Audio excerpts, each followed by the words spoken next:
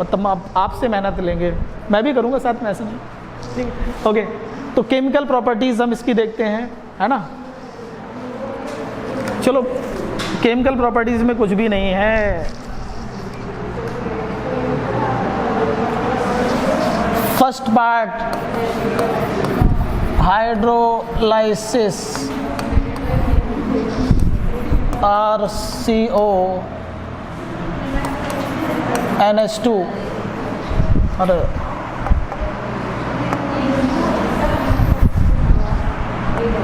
Chemical property start हो गई।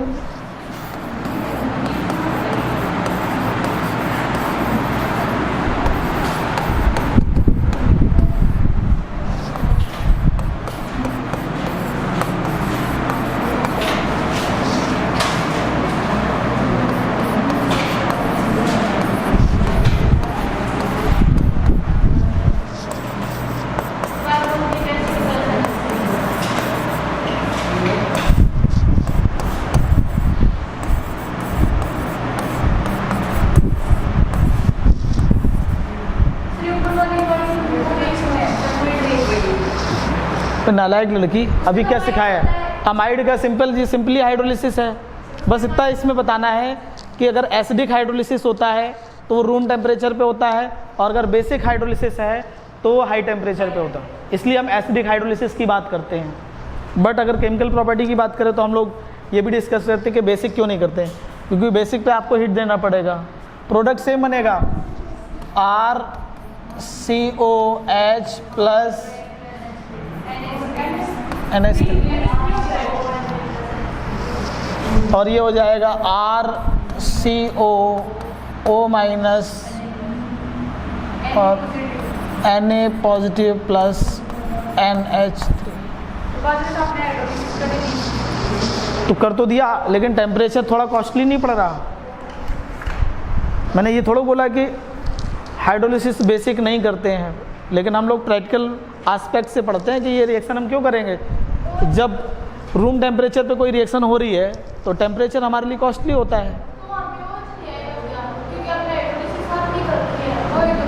क्या क्या क्या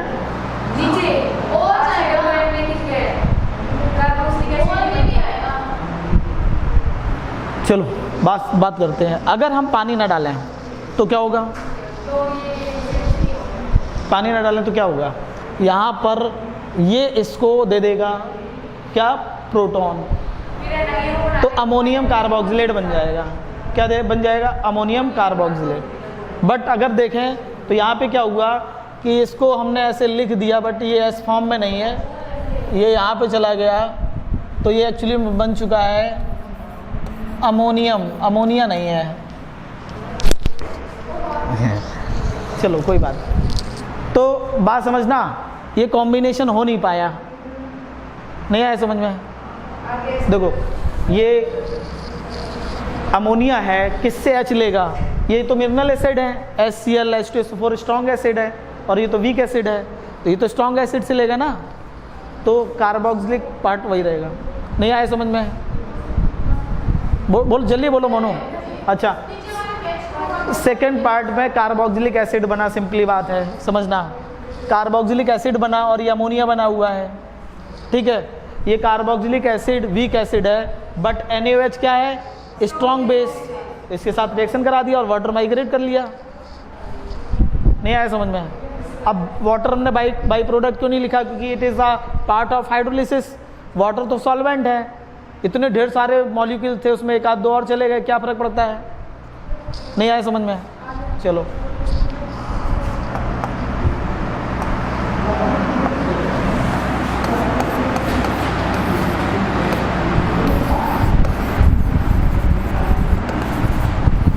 रिडक्शन।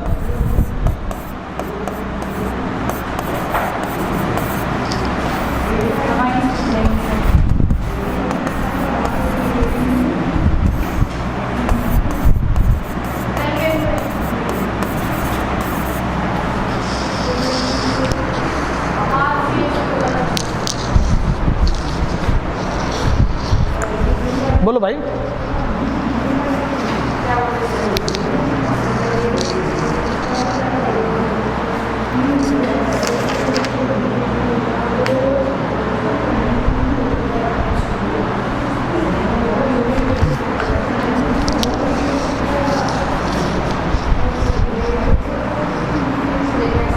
क्या बना?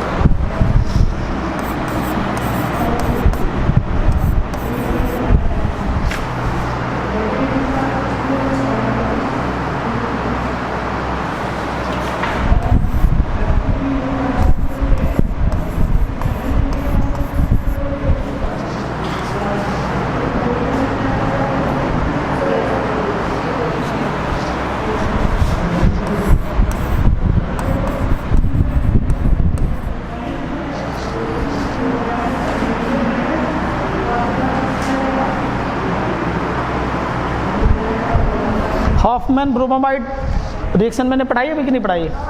चलो कितना कर लेते हैं, इसी में करा देंगे, क्या दिक्कत है? उसी में कराएं, चलो ठीक है, कोई बात नहीं, मान लिया आपकी बात। देखो बेटा एक बात समझना, ये दोनों क्या करते हैं, इसको उड़ा लेंगे, कीटोन की तरह इसको ट्रीट करो, 2 Cl लग जाएंगे जो कि फर्दर हीटिंग से निकल जाते, ये Cl और ये H, ये Cl और ये H, ओवरऑल क्या बनेगा, साइनाइड। नहीं आया समझ में? फुल लिख लेना पूरी रिएक्शन साइड में। इसमें पहले जो Cl जो है 2 O को उड़ा देंगे, 2 Cl जुड़ गया, इधर से भी सेम होगा।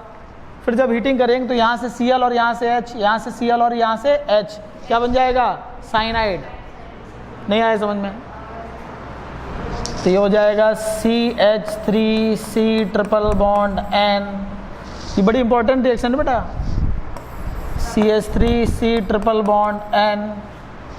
इसमें क्या होता है बेटा, ये है HNO2 को ये दे दो H और ये दे दो, सॉरी इसको मैं कैसे बताऊँ, एक मिनट मैं अलग बता दे रहा हूँ, है ना। क्या होता है बेटा, CH3CO NH2 लिखा है, तो HNO2 की रिएक्शन कैसे कराते हैं, नाइट्रोजन को नाइट्रोजन, H2 को O, बचा क्या, OH, तो ये हो गया। इसका प्रोडक्ट क्या होगा, इसका product CH3COH plus N2 plus water. नहीं आया समझ में? हाँ ठीक है, पहले प्रोडक्ट लिख लूँ, इन दोनों का तो सेम होगा, CH3 CH2 NH2, ये दोनों सेम है, बस इसमें क्या करना है, हीट करना पड़ेगा, सिंपल होगा नहीं। इसका बनेगा CH3C, इसका बनेगा CH3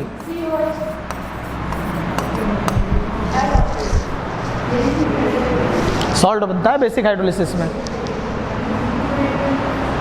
बोलो भाई, कुछ पूछना हो तो पूछो। अरे सॉरी, एसीटेट आयन लिख दिया है, लो इसको गायब कर दिया। फिर भी सॉल्ट बनेगा, अभी एसिड नहीं है। क्या नहीं हुआ, तो हमने रेज किया ही नहीं ना।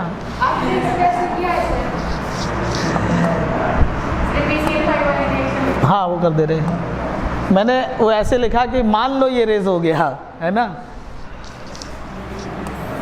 CH3 CONH2।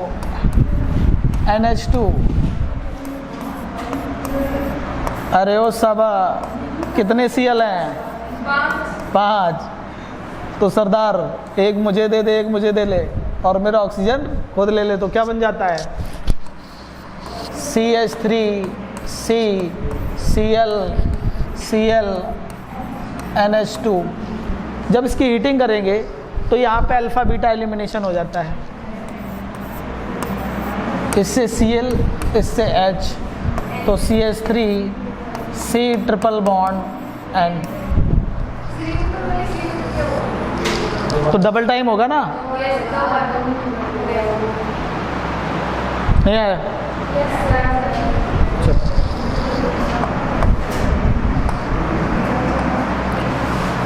तो नेक्स्ट टॉपिक क्या है हमारा? हाँ, अमाइंस। अमाइंस और अमाइंस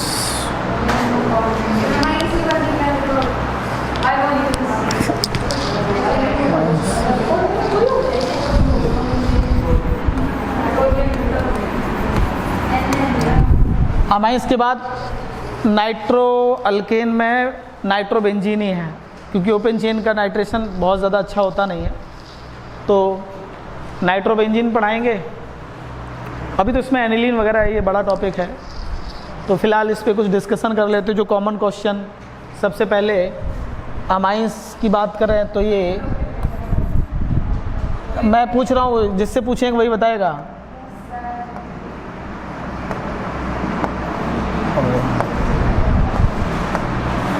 तो मोनू का नंबर है, हाँ, CH3 CH2 OH, CH3 CH CH3 OH, CH3 C CH3 CH3 OH, ये लिखा हुआ है, जिससे पूछेंगे वही बताएगा।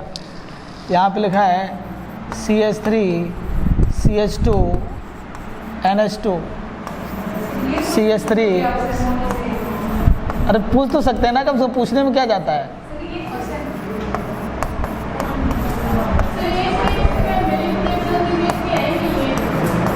हाँ, ये बताओ मोनू, ये प्राइमरी अल्कोहल, सेकेंडरी, ये तीनों प्राइमरी अमाइन है, ठीक है?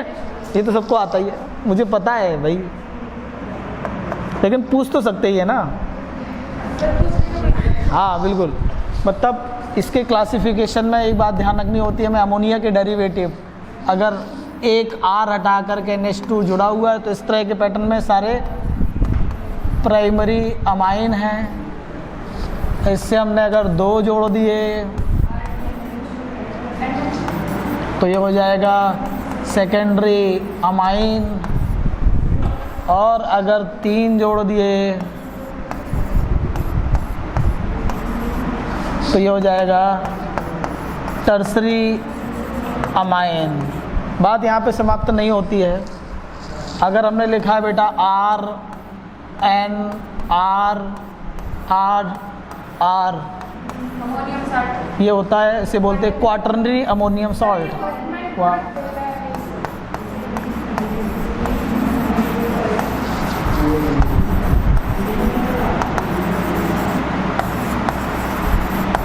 ठीक है, चलो बात को आगे बढ़ाएंगे, ठीक है?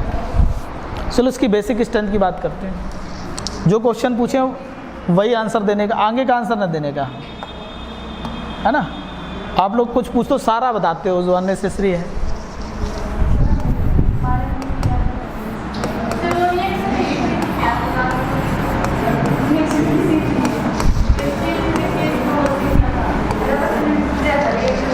इन गैसियस फेज, मेरा सवाल है गैसियस फेज में अमोनिया प्राइमरी अमाइन,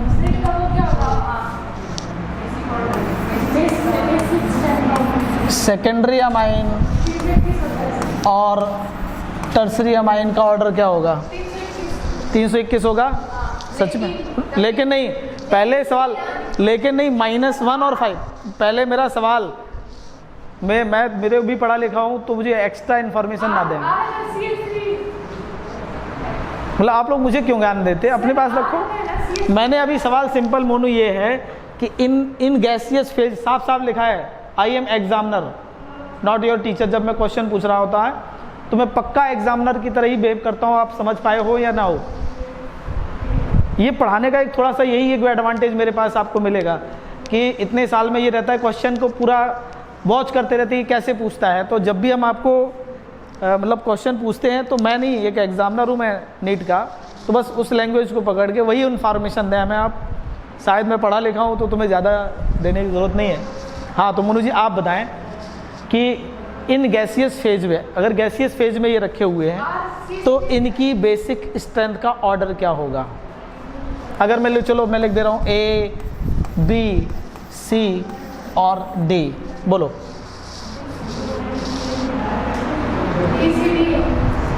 सोच लो, एक आंसर तो आ गया, मल्टीपल चॉइस होता है D, C, B, A। अब B वाला भी कोई बता सकता है, कोई अपना मत रख सकता है कि भाई ये मोनू जी गलत बोल रही हैं। और कुछ भी है, मिथाइल, इथाइल, प्रोपाइल, जो कुछ है सब है।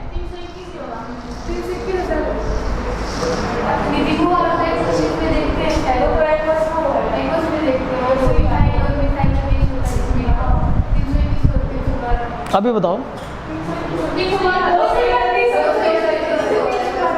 हाँ वो करेंगे, पहले ये बताओ ना। निधि जी अब अभी बताओ, ये बात गलत है कि सही है? इससे एग्री हो? पक्का? सोच लो। गीता जी आप बताएं। सभी लोग इसी से एग्री कर रहे हैं? राहुल सोच लो, ये प्रीवियस ईयर आया था question, previous to previous year आया था। और मैंने तो बोला था और मेरे स्टूडेंट गलत करके आए, तो मैं उसको थप्पड़ मारा था आकर के। मैंने बोला ये पढ़ के जाना, उसने गलत करके आया। नहीं ये नहीं आया था, तो अमाइंस का आया था क्वेश्चन। सोचो। राहुल बताओ ये आंसर सही है कि गड़बड़ है? सही है, बिल्कुल सही है, क्योंकि ये सब लेविस बेस हैं। लेविस बेस क्या होते हैं? Electron pair donor.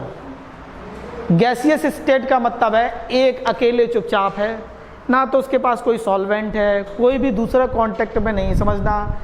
Gaseous phase का मतलब है एक मॉलिक्यूल के अगल बगल कोई भी नहीं है, ना ही सॉल्वेंट मॉलिक्यूल और ना ही कोई उसका नेबरिंग मतलब दूसरा अमोनिया। बोलो बात समझ में आई कि नहीं आई? तो जैसे ही गैसियस लिखा तो यहाँ पर इलेक्ट्रॉन डेंसिटी देखेंगे तो यहाँ पे ये R इलेक्ट्रॉन रिलीजिंग है और ये भी इलेक्ट्रॉन रिलीजिंग। समझ में आ रहा है कि नहीं आ रहा है? तो ये आंसर एकदम सही है। यहाँ पे 3 R लगे हुए हैं, 3 R लगे हुए हैं तो इलेक्ट्रॉन ज़्यादा इसके पास होंगे। यहाँ पर नाइट्रोजन पे इलेक्ट्रॉन डेंसिटी ज़्यादा है। अगर हम लेफ्ट टू राइट जा रहे तो इलेक्ट्रॉन डेंसिटी क्या हो रहा है? इंक्रीज। तो बेसिक स्ट्रेंथ भी क्या होगा बेटा? इंक्रीज। समझ में आया? चलो बात को थोड़ा और आगे बढ़ाते हैं।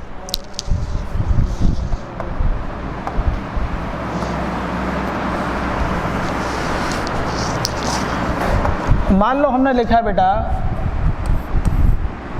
NH3 R NH2 R, हाँ लिख दूँ R2, फिर ऐसे लिखना सही नहीं है।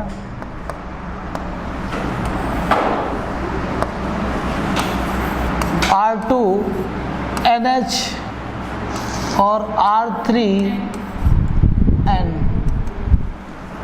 यहाँ पे है बेटा R इक्वल टू मान लो CH3 है।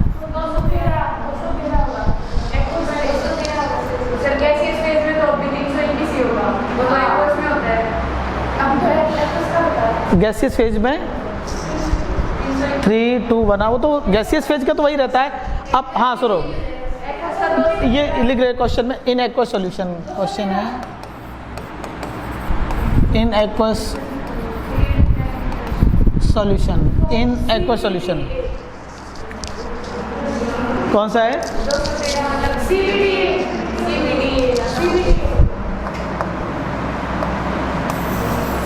ये तुमने लिख लिया था ना आंसर आपका, जो आपने बताया है ए है, A B C D,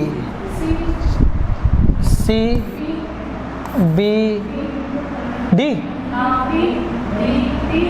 D A. सबसे ज़्यादा आपने माना सेकेंडरी को, फिर प्राइमरी को, फिर टर्सरी को, और फिर अमोनिया को। क्यों?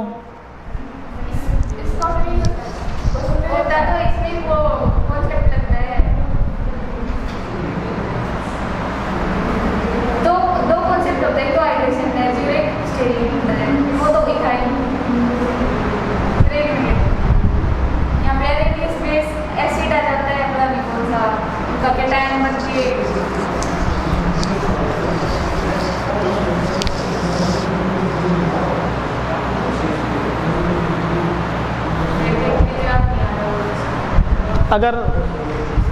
अगर मैं R की जगह, ये तो R इक्वल टू हमने क्या लिखा, CH3 और any other, R equal to C2H5 अगर रखा जाए तो इसके लिए 2 1 3 अमोनिया ऐसे था ना। इसके लिए कितना था? इसके लिए कैसे था? 231 अमोनिया। ठीक है, ये नॉर्मल ट्रेंड है, ये नॉर्मल ट्रेंड सिर्फ मिथाइल के लिए नहीं है, इथाइल का एक्सेप्शन है, बाकी सब नॉर्मल ट्रेंड ये है 213। क्यों जरा समझते नहीं, 213 मिथाइल के लिए, 231 नॉर्मल ट्रेंड है। जो कोई इससे क्या? अलग होगा 231 क्या कर रहे हो आप? Normal trend. चलो मैं अभी डिस्कस करते हैं ना तुमसे।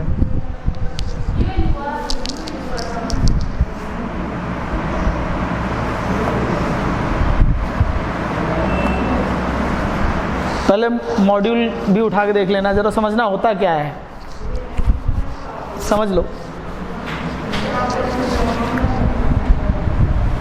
बना लेते है ना।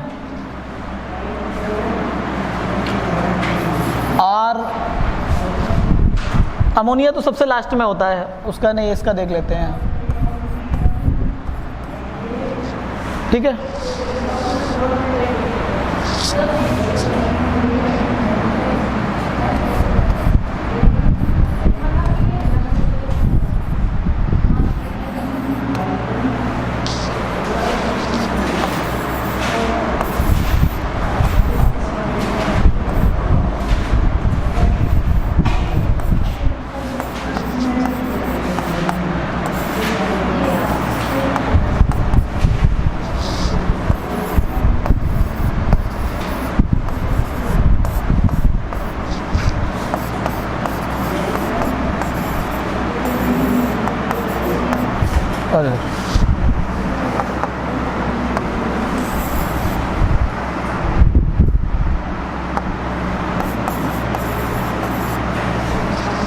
पहले देख लेते हैं, तुम ही बताओगे क्या है।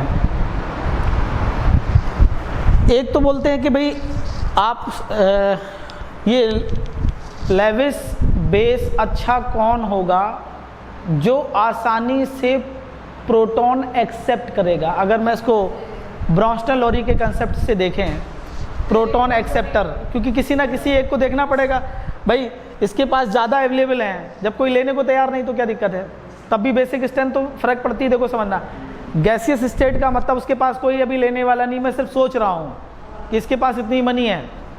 गैसियस फेज में हमने क्या देखा कि भाई किसके पास कितना ज़्यादा इलेक्ट्रॉन है, उसके पास कोई नहीं है, सिर्फ उसका बैंक बैलेंस देख रहे हो कि भाई इसके पास ज़्यादा है तो ये ज़्यादा दे सकता है, ऐसा मैंने माना है।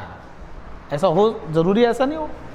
बट यहाँ पे बात हो रही है किसकी, मान लो एक्वस सॉल्यूशन की बात हो रही है, तो ये कुछ नहीं होगा, तो ये जो वाटर है उससे के जो एच आयन के साथ रिएक्ट करेगा। मान लो प्रोटॉन, ये एक्सेप्टर है, देखो किसके साथ, ये प्रोटॉन एक्सेप्टर, इलेक्ट्रॉन पेयर इसके पास है, तो इलेक्ट्रॉन पेयर डोनर, एक्सेप्टर।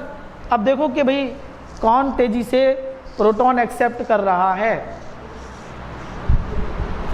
अच्छा, कैसे देखते हैं, स्टेबिलिटी से भी देख लेते हैं तेजी से। देखो एक बात समझ लो, इनके सब आयन बना लो आप, तो RNH3 प्लस RNH2 प्लस, और यहाँ पे हो जाता बेटा RNH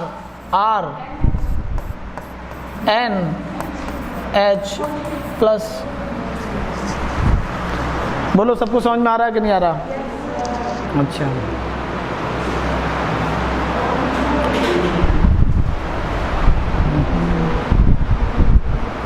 अब जरा देखते हैं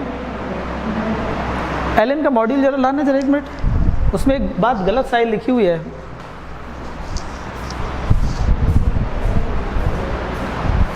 फिलहाल आप लोग सोचो, ये आयन बना है, अब इसको पानी में डाला है, तो पानी में क्या होता है, ये आयन क्या करते हैं, हाइड्रेशन करते हैं, अपन लोगों को बताया था, क्लोज पैक करते हैं। ये हमारा हो जाए बेटा एक्वस, ये है एक्वस और ये है बेटा एक्वस। ये प्रोटॉन कितनी तेजी से एक्सेप्ट हुआ है, ये एक एक्सपेरिमेंटल डेटा हो जाएगा जिसको हम एक्सप्लेन कर सकते हैं, है ना भाई। जिसका रेट ऑफ रिएक्शन ज़्यादा है, जिसने तेजी से प्रोटॉन एक्सेप्ट किया, सिर्फ इस बात पर निर्भर नहीं करेगा कि यहाँ पर कितने इलेक्ट्रॉन्स हैं,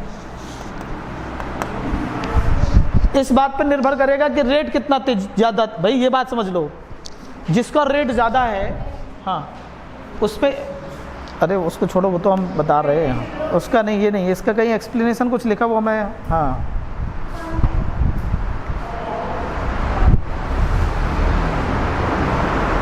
बेटा हाइड्रोजन बॉन्डिंग यहाँ पे वो दिखाई जा रही, वो मैं थोड़ा देख रहा था। हाइड्रोजन बॉन्डिंग के लिए नॉर्मल कंडीशन हम लोग पढ़ते हैं कि सेंट्रल एटम के पास लोन पेयर होना चाहिए। यहाँ पे अमोनियम में तो होता नहीं, तो ये कैसे दिखा रहे हैं? पता नहीं सर, हमारे भी यही पढ़ाया था, तभी मैं आपको ये दो फैक्टर बता रही क्या। नहीं वो हम बता रहे हैं, हाइड्रेशन में बता रहा हूँ, क्योंकि मैं ऐसे तुम्हारे से लिख रहा था ना, तो मेरे को उस समय दिमाग में आया, अभी जब डिस्कस किया तो वह बात क्लिक कर गई कि वहाँ पे ये गलत है, मतलब ऐसे दिमाग चल गया, तभी मैंने बुलाया। इसमें देखो क्या होता, मैं बता रहा हूँ। हाइड्रोजन बॉन्डिंग इसमें बुकलेट में दिखाई गई है। हाइड्रोजन बॉन्डिंग के लिए कंडीशन मस्ट होती कि उसके पास सेंट्रल एटम के पास लोन पेयर होना चाहिए। तो जब अमोनियम के पास कोई लोन पेयर होता नहीं है, तो हाइड्रोजन बॉन्डिंग कैसे दिखा सकते हो आप?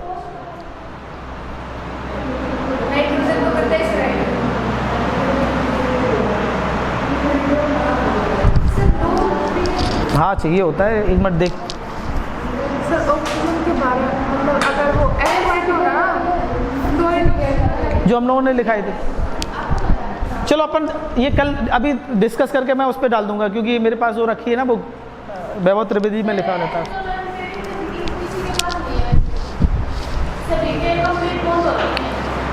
नहीं इसमें ऐसे एक्सप्लेन कर दिया गया, मैं देखता हूँ। फिलहाल अब सुनो, वो ठीक है, हाइड्रोजन बॉन्डिंग पे थोड़ा सा मेरे को ऑब्जेक्शन लग रहा है, मेरे को दिमाग में वो चीज़ आ रही है कि ये कंडीशन होती है। बेटा सुनो, आंसर में कोई फ़र्क नहीं पड़ेगा, बट जो लिखा उसको वेरीफाई थोड़ा दिमाग में क्लिक कर गया। अच्छा देखो बेटा, देखो हाँ, अभी ये बात तो हम लोग कन्फर्म ने बोला था, चाहे हम बात करें एसिडिक स्ट्रेंथ की, चाहे बात करें बेसिक स्ट्रेंथ की, जब भी हम फेल हो जाते तो ब्रॉन्स्टन लॉरी कंसेप्ट पे हम जाते हैं। उतना भी ना सोचो, तो ये बात समझो कि मोर स्टेबल जो चीज़ें होती हैं उनका रेट ऑफ रिएक्शन फास्ट होता है। सिंपल सी बात ये, अगर सारा कंक्लूजन देखो तो रेट ऑफ रिएक्शन किसका फास्ट होता है? जो चीज़ ज़्यादा प्रोडक्ट ज़्यादा स्टेबल हो रहा होगा। सिंपली बात है, ये तो एकदम नॉर्मल लैंग्वेज है कि अगर एक प्यून को आप IAS बनाओगे तो खुशी से पागल हो जाएगा, हाँ तुरंत बन जाएगा। लेकिन अगर उससे छोटी सी थोड़ा सा पोस्ट उसकी डाउन है और थोड़ा सा प्रमोशन है